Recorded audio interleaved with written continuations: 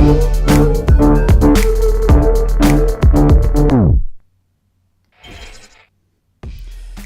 is getting pretty overproduced, isn't it? Hello and welcome. Thank you, Harvey, for the introduction. Oh.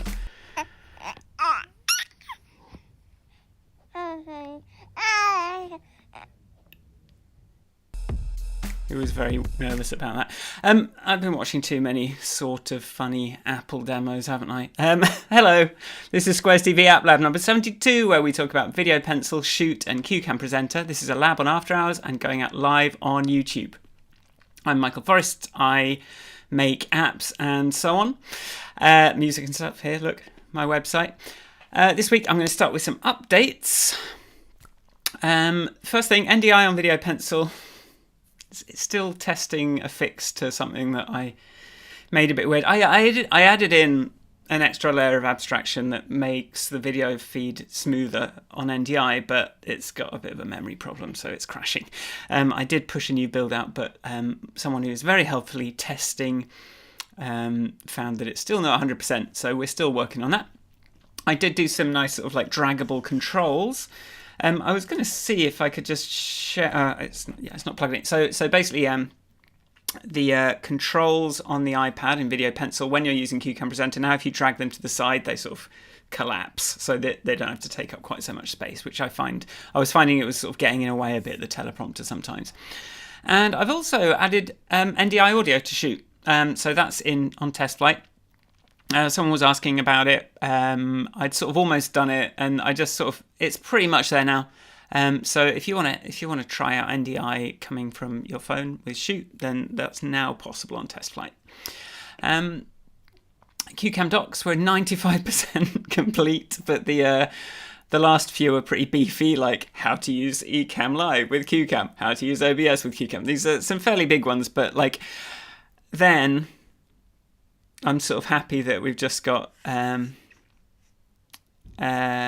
shape options. All right, I'll say David Paskin, hello, thank you for joining today.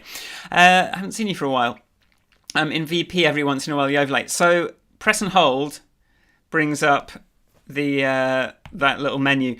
If it's and then you sort of slide along, but if you press and hold, if you pull down, it disappears. But I guess that's maybe I should have a hold and drag. Yeah, I should just write that on the thing. Yeah, like that's not that discoverable now I think about it.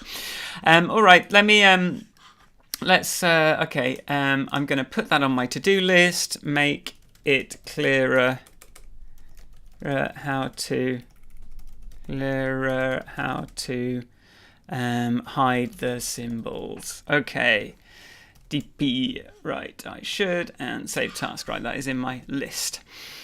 Right, so this week, actually two topics. So the first is I'm going to give you a breakdown of CueCam's teleprompter window, and then I'm going to give you the Shoot, using Shoot with CueCam. So just the sort of a cross section of Shoot if you use CueCam. So it can be quite a different experience to using other apps. But let's start with the prompter and talk about how to understanding the teleprompter window in CueCam Presenter. So CueCam's teleprompter window is designed to be used with a connected teleprompter device like an Elgato prompter or a Glide Gear teleprompter with a Lilliput monitor or an iPad or something. So you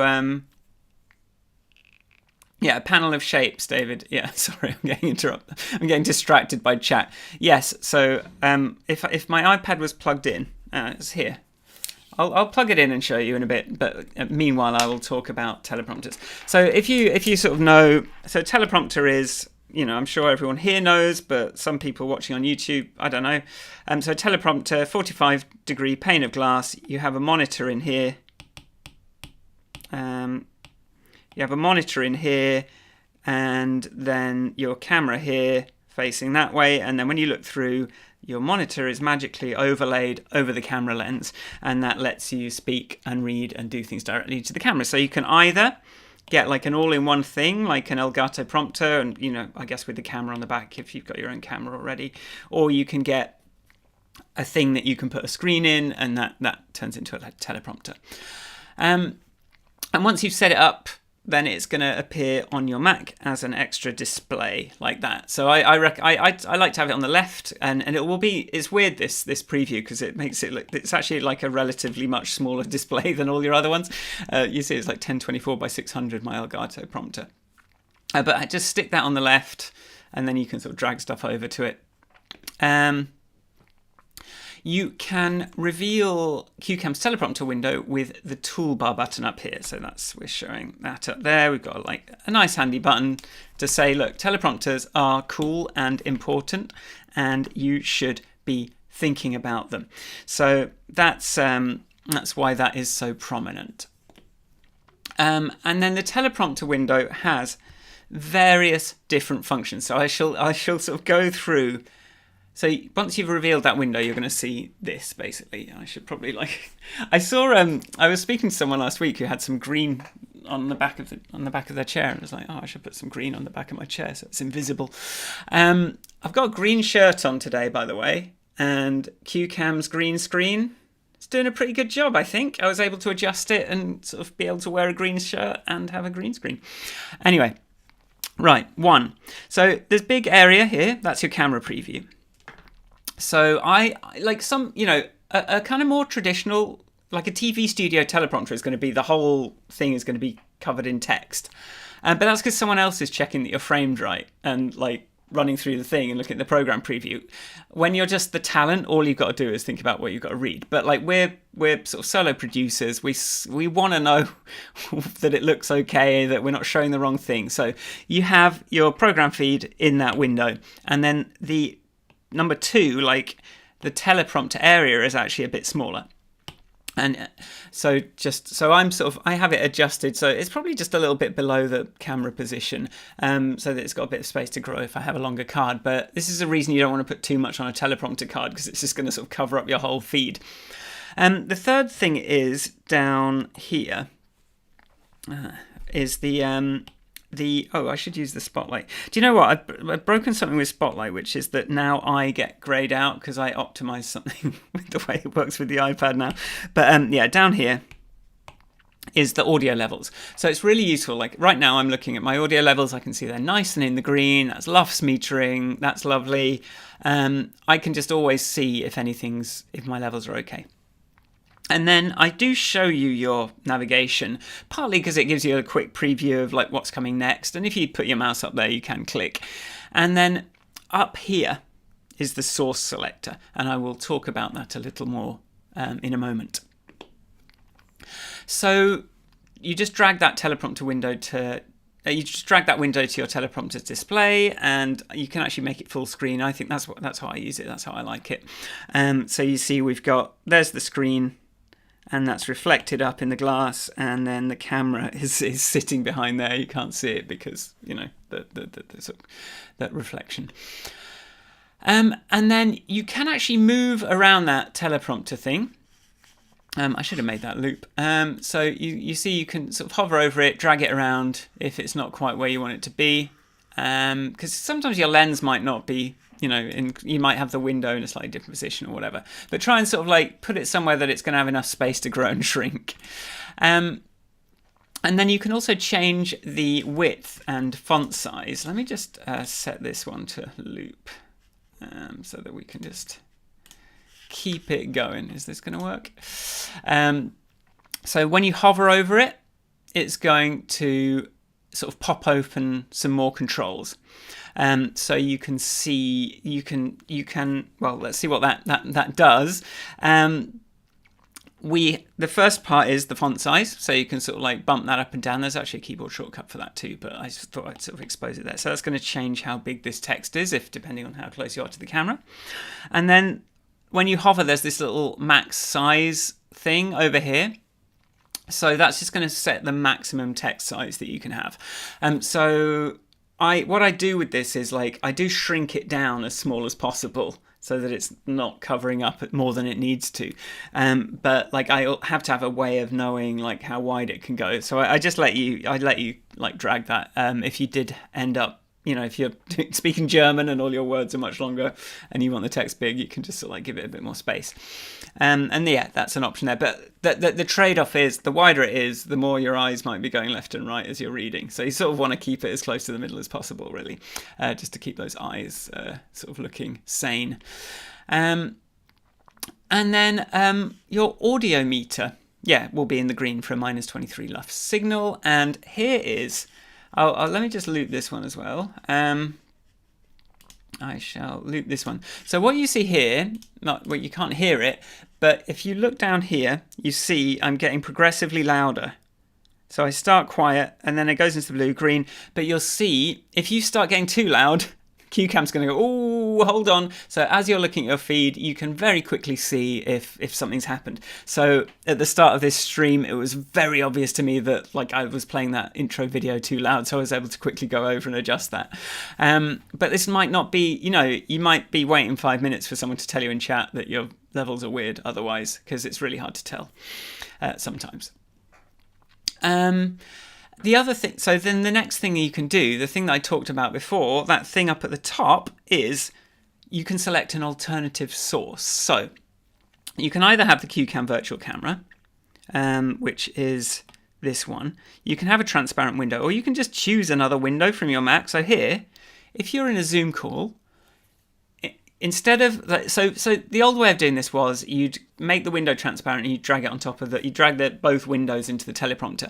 The problem with that is you couldn't then click on the Zoom buttons, so that was a real pain. And you couldn't sort of full screen it either. But now by doing this, we can just select that Zoom meeting in CueCam, and it's just going to mirror that window up there, so you can still interact with the window wherever else it is. But it's always going to be in your teleprompter. So you're gonna, if you're not doing a live stream, if you're doing a one-to-one meeting, you can talk to the other person, see them in the teleprompter, and still get your sort of audio levels. If you had some notes about them, you could stick them up in the teleprompter. If you were doing a pitch presentation, something to them, you'd be able to see all that in Zoom. You see, and probably if you are using CueCam, make sure that Original Sound for Musicians is on. And so, yeah, that's basically CueCam's teleprompter window. It will stay on top of all the other windows, but I think that's kind of a relic from when it was you only could do it as a transparent window. But yeah, hopefully that kind of explains what you're dealing with there. Oh yeah, and here it is. Yeah, so this is what the transparent window looks like. Just so you know, transparent window selected there, and I've actually dragged CueCam's program feed behind it just to show you what that would look like. So next up, so that was CueCam. Am I just going to rush through, given that we're 13 minutes? Any thoughts, questions on the if we just on the teleprompter? I'll just power on, and I will sort of get to the chats as we go. So the next topic I wanted to cover was how do you shoot with CueCam Presenter. So first thing you should be aware of is all shoot features are unlocked if you have an active CueCam subscription. Usually shoot will be watermarked when you download it for free, but if you have a CueCam license, then no watermarks, so you can just use everything if you're using CueCam. So what then? So to use your to use your iPhone, chat distracts me so much. Hi John, thank you. Use your iPhone or iPad as your main camera. So to do this, launch Shoot on your iOS device. Right, that's now going to appear in CueCam's toolbar up here. So see, Shoot on Michael's iPhone has appeared in that toolbar. Now, under the main camera, in the main camera button, which is this one here, get out of the way of it. So there's a main camera button. You can click on there, or right click actually. And now all Shoot's cameras are just going to be available there. I would recommend selecting just the general one rather. It is possible to switch cameras, but I always get a bit scared of that option. So I just select the top one. So that I know whatever is on the phone screen is going to be what comes up. But yeah, so that's you select that, and now your main camera is Shoot on your iPhone. So that's all you have to do. You just have to be on the same network, connected over USB. You're going to get a fully wireless connection, with nothing else to do. Just select it as your main camera. Done. To use your iPhone or iPad as a second camera, just launch Shoot on that device. It appears again. You can now, in the dashboard, you can click the arrow to the right of the Share button and select your device. Or if you want to do this from a card, I guess that dashboard, I didn't have a picture for that dashboard one. But if you want to share a second camera from a card, which I think is the best way to do this, you're kind of running through a presentation and you want to do an overhead camera or you want to do a second angle, I would share the second camera from a card. And when you do that, you can now, your main camera will now appear as picture-in-picture by default. And you can toggle that main camera with this button here. So if it is, or you can set it on the card to do picture-in-picture. But yeah, just automatically you'll get your second camera plus your main camera, and then you see also that there's some titles coming through. And this is what Shoot looks like on the iPhone. So to go through that, the first thing, this is so what you're seeing here, this is the program feed. So when you use CueCam with Shoot, you actually get the video feed of what you're sending back on your phone. So exactly the same thing that's in your teleprompter window can also be sent to Shoot running on your phone. So if you didn't have a teleprompter, you could use your phone instead. And this is, if as you see here, this is sort of number 3, but you see here we've got some content and we've got a title that's coming through from CueCam. So now this isn't just the phone, this is like coming back. But if you want to go to just see the phone's camera feed, just tap that and untoggle it and it will just show you the phone's camera feed. But by default it's going to show you that. And then it's going to show you your teleprompter notes.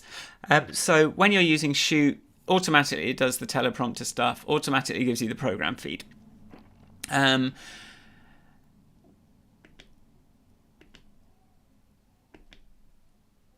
And so, yeah, that should just work, and it should make sense, I hope. And then just some steps to ensure smooth operation. So the first thing is, do make sure that Do Not Disturb is enabled on the device running Shoot. Now you're not going to get any overlays or anything, or like have any privacy issues with it, because it's a native connection. It's not sharing the screen or anything like previous version, like Shoot used in other ways. But it's just to stop calls or notifications or interruptions from putting the app in the background, which is a bit of a problem. The second thing to watch out for is don't activate continuity camera, because you're going to have to go over to your phone and like quit it, and relaunch Shoot. So that's why continuity camera isn't, because it sort of looks very similar. It's like Michael's iPhone camera or Shoot on Michael's iPhone. And that's why it's got such a prominent icon, because I want those to be very distinct. But that's why I don't show continuity camera sources in CueCam by default. You can actually get them through the menus, but I just don't want you to, if you're using Shoot, to accidentally like kick off continuity camera and get kind of locked out of everything. And yeah, make sure you power the device that's running Shoot. You don't want the battery running out when you're using CueCam's two-way connection, because all this stuff is going to be a bit more battery load because it's doing a lot of networking and video compression and decompression. So the other thing that happens up here in this menu is you get all these camera settings. So let's sort of zoom in and scroll through this stuff. So when you click on the bar, you're going to get this huge drop down. You can also access it. Well, if it's your secondary camera, it will sort of appear down here as well. If it's your main camera, sorry. But yeah, so here is, I'll sort of take you through everything that's on this pop-up menu for the connected phone, and you get a different one for each connected device, and you can have as many as you like connected. So you could have like 3 iPhones running Shoot, and like on card 1 you could go to this one, on card 2 you could go to this one, on card 3 you could go to this one. Like that's all very possible. So yeah, the first thing here, this is our program feed thing. So this is what the teleprompter does. So this is, you can send program feed to Shoot. I think that's checked by default. And this is sending the virtual camera. I really need to make it say the right capitalization. It's just using the raw key there. And then the second thing is, all right, you see where this is for the front camera, 1080p 30 it shows you. And then the third thing you see is any camera presets that you've saved in Shoot on your phone will be selectable. You can just click them there and it's just going to load that in. Then you've got the manual controls. So this is something you definitely can't do with continuity camera, is sort of like actually kind of adjust your, so you can crop in a little bit with the zoom. You've got EV, ISO, shutter, white balance and tint. Thanks Tony Mobley for making me put tint in. I didn't realize that was something. I knew white balance was something people used, but I didn't realize tint was important. It's a couple of years ago now. Just some subtleties with how that, how this is maybe not the clearest thing ever. So I'll just give you a quick rundown. So ISO and shutter will, shutter speed, and like if you know anything about cameras, you know what they do. Basically, if you move it that way, it gets brighter, and if you move the shutter speed up, it's exposed for longer, so it's going to get sort of brighter as well, but it's also going to get choppier if you sort of push it really far. If you have pressed and held on your camera screen, and at some point I need to just make it so you can do that from CueCam, you can sort of lock focus and exposure on a certain point, and then EV is actually like just boost or cut the exposure a bit if you're doing that, but it won't do anything unless if you have the focus and exposure locked by holding down on the phone screen. So a bit of a gotcha. If you weren't sure what EV does, that's what that does. And again, it's one of those things I could probably clarify. It's not ever made it to the top of the list. I just tell people. Cyprian says he's just jumped in. This is what the Shoot camera settings look like when you're using Shoot with CueCam. So the next thing down here is face follow. So something that Shoot can do when in conjunction with CueCam is you can turn on face follow, and it's going to keep your face in the center of the frame. And you can, this is like center stage, but with more controls. So you can make it really fast. It's kind of weird. And you can sort of control how much it's going to crop in. And that is most useful when you're going picture in picture, that you stay like in the middle of the circle, because often you'll find like you sort of, if you were kind of presenting and you were on one side and then you went picture in picture, like suddenly you sort of have to move. But this is actually a really convenient way to keep you in the middle. And then we've got, you can choose the other cameras on the device. You can enable the grid on the phone screen. You can select which one. There's ignore this. I haven't finished it yet. I wanted to do some. I haven't done that yet. And then these two are just the normal camera things for any camera in CueCam. So you can add a background image, which is what this business is here that you're seeing here. And you can make a chroma key, so green screen you can turn on, and you can set the background color and stuff like that there. And then it also supports, CueCam supports LUTs, camera LUTs, so you can just drag a camera LUT on. And I think my subsequent cards, which have been imported from documentation, are going to, let's see if I missed anything. Yeah, I think that's good. So I've described face follower, so you can adjust the rate. Higher number means it'll track more quickly, and a higher scale makes your face bigger.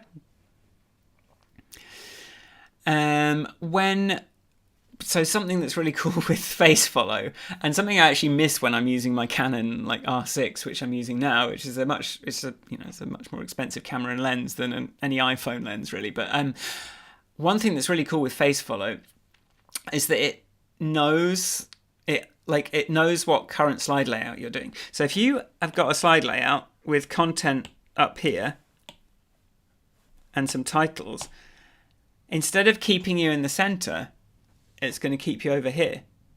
But then if the next slide has content in the middle, it's going to put you back in the middle. Or if you share something and you go picture in picture, it's going to make sure you're in the middle. But then when you go to the next slide, say you had some content on the right, it will just like pan you over so you're out of the way of the content.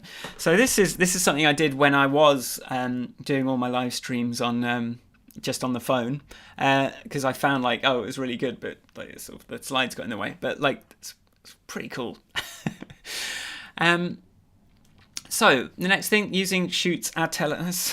I need to go and copy. Yeah, I'm 95% through my documentation, but like I need to proof it clearly. So when you run a presentation, teleprompter is automatically shown in Shoot if it's nearby. So actually, like any of the, if you had multiple Shoot devices and one of them was an overhead camera, it's still quite useful to be able to see your teleprompter on there if you wanted to remind yourself what you had to like draw on or do. Oh, by the way, one thing I forgot to say about continuity camera versus Shoot is you can actually use the different cameras on your device. You can use the front-facing camera. Obviously, if you use the back one, then you're not going to get any of the second screen features. But like if it was an overhead camera and it wasn't like too, if it was in a sort of there a bit, or I don't know, if it was in the right place, you could see the screen. You could still see the teleprompter, but you'd be facing what you were presenting. But yeah, like you don't just have to use the one camera. You can use like any of the cameras on there.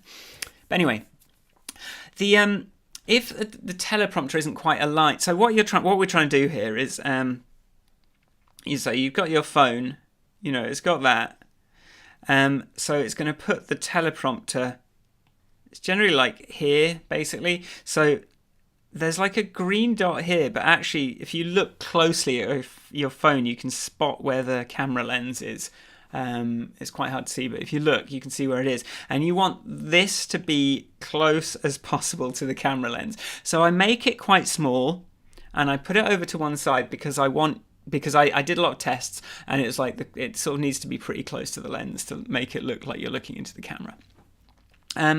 So yeah, it's like it's not an idea. It's not like this teleprompter where I can just sort of look straight into the screen. It's more like I'm sort of, when I'm reading, my eyes are going to the right place, but probably when I'm looking at myself, then I'm looking to the side to the audience. So it's something to be aware of. Sometimes you have just got to remember to look directly into the lens. And then the other thing is on the iPhone, like if the text is too small, so again, like you've got the thing, you've got the text there. Anywhere, if you just do a sort of pinch, 2-finger, just pinch, that's going to change the text size. And there is actually a teleprompter toggle inside Shoot if you really don't want the teleprompter. So if you just scroll down the left-hand side menu, so something that I think not everyone notices is that Shoot, it has the buttons there, but that's actually a scrolling list of controls because there's a variable number of cameras, but there's a little T button down there. I'm seeing this flickering, which I need to fix, don't I? This video pencil flickering. I saw it on John's video yesterday as well. Never ending. But yeah, that's... so yeah, you can scroll down there if you just want to hide the teleprompter if it's for some reason getting in the way of something. And if you want to view your Mac, Zoom or Teams or Google Meet window on your iPhone or iPad, you can click Shoots. You can click the Shoot button, and in this drop-down menu, you can just select again, like your Zoom meeting on your computer. So any other window, you sort of like I'm doxing all of what my ARC CueCam Presenter User Guide. Code downloadings _live. I've been tracking how many people have downloaded it. My CueCam window is my Discord window, my Finder windows. But yeah, Zoom meeting. You can click on that, and now that's going to go to your phone. So how handy is that? Suddenly your phone, which is also a camera, also like you can use it as another screen, and your eyes will be closer to making eye contact than probably if you're looking at your laptop camera. So that is, I think, pretty cool. And yeah, here it is. Here it is. So here's Shoot. Yeah, actually, these would usually auto-hide anyway, but I sort of brought them up. But you can see this is a Mac window. This is not an iPhone window. It's that's coming from the Mac, and that's directly on the iPhone screen. And then I've got my teleprompter there. So yeah, that's something that you can do when you use Shoot. Oh, and then finally, like Shoot, you can actually draw directly in Shoot as well. And it does have live titles. This is where like Video Pencil evolved from. So as a built-in telestrator, it's this squiggly button. Normally it's an unlock, but again, it comes free with CueCam. Everything gets unlocked. You can scroll down. You can pick different colors. So it works differently to Video Pencil because it is a smaller screen. And I did change quite significantly what Video Pencil does versus Shoot. So you can choose the different colors here. You can sort of dim the whole background here. There's an undo button, and then there's the live titles language there, which you can add more buttons. I think you press and hold or something. And then you just double tap to clear. You can do live titles, draw a line, speak. And yeah, like, so it's a simpler telestrator, but it can be quite handy. I know some people love it still. And then another thing that you might not know is you can actually pause the image coming from shoot. So if you wanted to go, you can just 2-finger tap on shoot screen, and that's going to pause that video feed. And then in CueCam, you can do whatever you want with it now.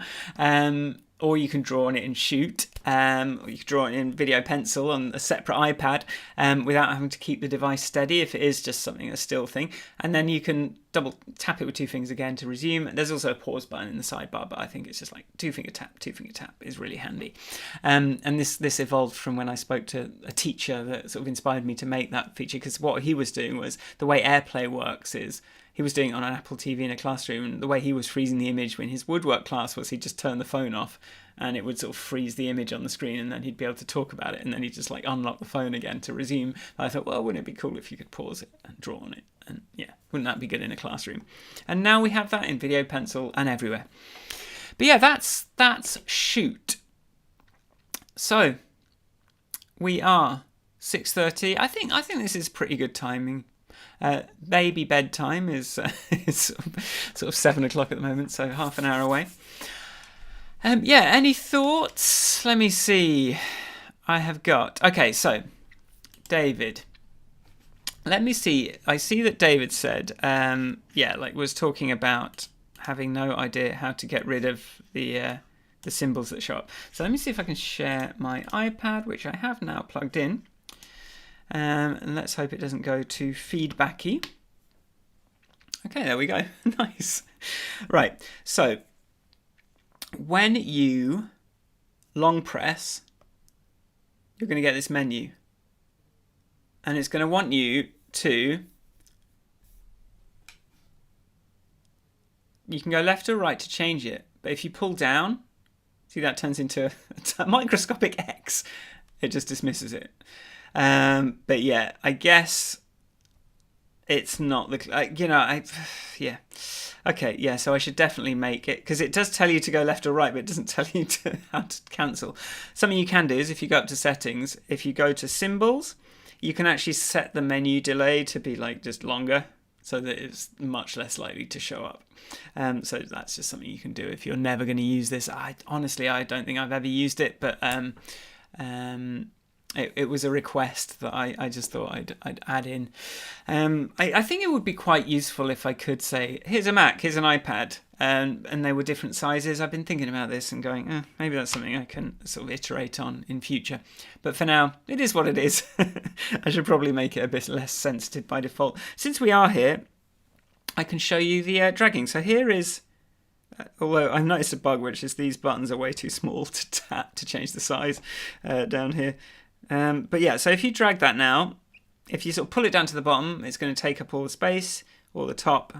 But if you sort of drag it to the side, you can drag it to the corner, and then that's going to be a lot smaller, and that's going to let you go into a side by pressing the little buttons there. We can go back to the previous slide, we can go forwards, or you can tap here to sort of make it full screen again, so you can tap on that icon to make it big again. So yeah, that's the interface that appears when you're connected to CueCam that lets you remote control. And coming soon, I will want to do a bit of a like actually make it have the dashboard that you see on the Mac, but just on the iPad, because I think it'd be handy. I think we've got quite a neat little set of things there, and it would be quite good to have all of those accessible. So thanks very much. I hope that cleared that up, David. Thank you so much, everyone, for coming and joining me today, and Harvey. So today, yeah, sorry, I always hesitate. I sort of plan this out. I know what I've got to say, but I'm always second guessing myself. Right, when I'm asleep, you can find people on squares.tv/Discord to get to the Discord server. That's also where you can report issues, ask for things, like tell me what's going on. And then I answer all the emails, so just drop me an email if you want anything, have any questions. So to play us out is some nonsense. So there's a Eurorack module called Mutable Instruments Plats, and it can say letters in a robot voice, and you can change the letter by twiddling a knob. and that is what you're about to see. I also made it so turning the knob. Sorry, let me just ask this. Is there a best challenge? So questions I would say, if they're questions about CueCam, put them in the CueCam channel. If they're questions about Video Pencil, put them in the Video Pencil camera channel. If they're feature requests, put them in the appropriate suggestions channel as a thread. And if they are bug reports, again, in the appropriate issues channel. So I should just probably share the window, so that you Windows, give me Discord general, right? So I'll just show you that. Here is Discord. We've got, what have we got? We have got so CueCam presenter questions. I would put them in here, and then again suggestions. You have to make threads so that I can kind of see everything. Discord is a nightmare. Like I still don't. Sometimes I'm very confused. CueCam. You've got shoot channel, shoot suggestions, shoot issues, and then we've got a Video Pencil channel for you can ask questions there, and then we've got suggestions, issues there, and then there's also like general. And then I did add this like discussion thing as well. So if you wanted to sort of start a forum thread, I guess I sort of turned it on. It's only been used by Dan. But yeah, so this is that's sort of how to navigate the Discord. Anyway, I see John's. Hey guys. That's Zoom. It's nice being able to see faces while streaming, labbing. Anyway, Mutable Instruments Platts is a Eurorack module that lets you say letters in a robot voice. And I made it so that when I turn the knob that changes the letter, it also changes the letter in my visuals, and then calibrated it perfectly so that I could do a live instrumental with matching letters appearing on the screen. So that's what you're seeing. Thanks everyone for joining. I really appreciate your company. I really appreciate your interest. And yeah, there's not many of us now, but I'm hoping we're going to see a lot more people getting excited about this pretty soon. All right. Take care, everyone. See you next week. Enjoy doing stuff. Bye.